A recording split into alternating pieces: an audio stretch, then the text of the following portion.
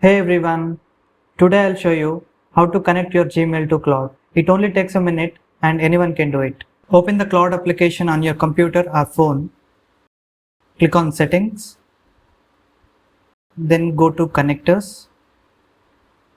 Find Gmail in the list and click on Connect. Choose your Gmail account. Click on Continue. Click on Select All and Continue. Don't worry, this is Anthropic's official connector, so it's safe. That's it. Gmail is now connected to your Claude. To double check it worked, close the application completely and open it again. Go back to Settings, Connectors, and you'll see Gmail marked as connected. Now you don't need to open Gmail again for simple tasks. Just ask simple things like open my Gmail and summarize my last 10 emails. And just like that, Claude has done it. That's how easy it is. Thanks for watching.